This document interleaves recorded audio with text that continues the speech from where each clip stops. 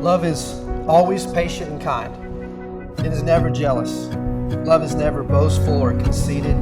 It's never rude or selfish. It does not take offense and is not resentful. Love takes no pleasure in other people's insults, but delights in the truth. It is always ready to excuse, to trust, to hope. It is always ready to endure whatever comes. True love does not come to an end.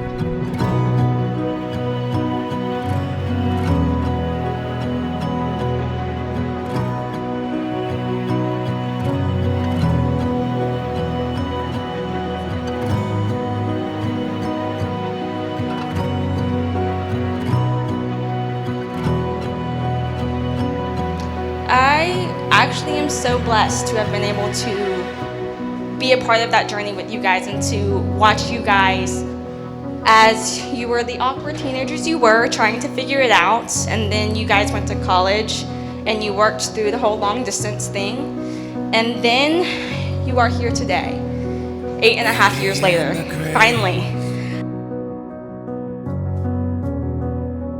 Nothing we would change at all. A feeling that is deeper than the ocean, raging to the sound of us. Wes, this woman whom you hold by the hand to be your wife has given you one of the most sacred things under heaven, her life and her love. It is not what you bring her in a material way that will make happiness. Riches without love is nothing. The gift without the giver is bare. Do you vow here, as you promised, Wes, that you will be true and loyal, patient in sickness, comforting in sorrow, and forsaking all others, keep yourself only unto her for as long as you both shall live? This man whom you hold by the hand is to be your husband. On your life, love, and devotion, he will lean for strength and inspiration. May your life and your love be the inspiration that will constantly lead him to greater dependence upon our Lord Jesus Christ. Do you vow here, as you have promised, Wes, that you will be loyal in adversity, ministering to him in affliction, comforting him in sorrow, and forsaking all others, keep yourself only to him for as long as you both shall live?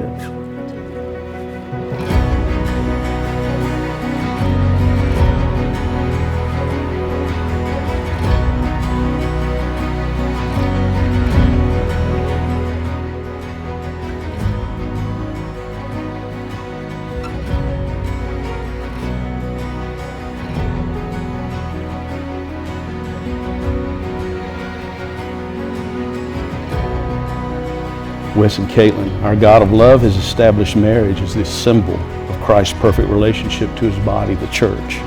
We've come here to bring you as one before him. Your life together will have its share of joy as well as disappointments. Love will make it easier, and God's love can make it a joy. It is my prayer that you will each learn to live for the other, which is the way God designed marriage between a man and a woman. This ring I give you as a token of my love and devotion to you. As a token of my love and devotion to you. I pledge to you all that I am. Pledge to you all that I am. And all that I will ever be as your husband. And all that I will ever be as your husband. This ring I give to you. This ring I give to you. As a token of my love and devotion to you. As a token of my love and devotion to you. I pledge to you all that I am. Pledge to you all that I am. And all that I will ever be as your wife.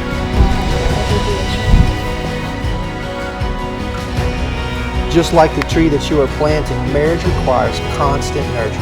As they provide the soil and water for this tree, they will provide the encouragement, trust, and love needed to consciously nurture their connection to one another. Wes and Caitlyn, you've declared before all of us that you will live together in marriage.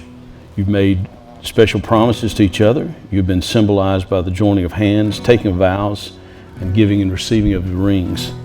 By the authority vested in me as a minister in the state of Georgia, I pronounce you husband and wife. Now that the ceremony is over and the experience of living day by day as husband and wife is about to begin, go and meet it gladly. What God hath joined together, let not man put asunder. Wes, you may kiss your bride.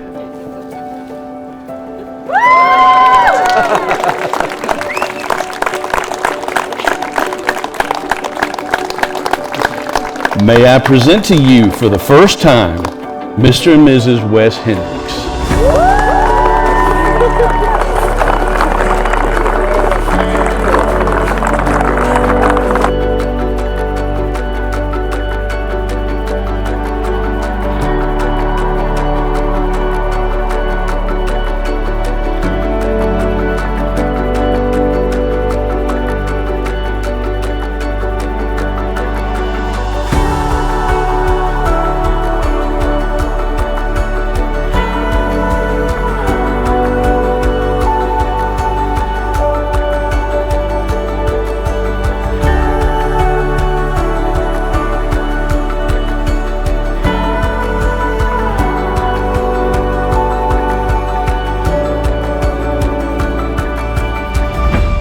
All right, I'm Brian, Wes's dad, so it's been a great day, and we are truly blessed to have Caitlyn as a part of our family now.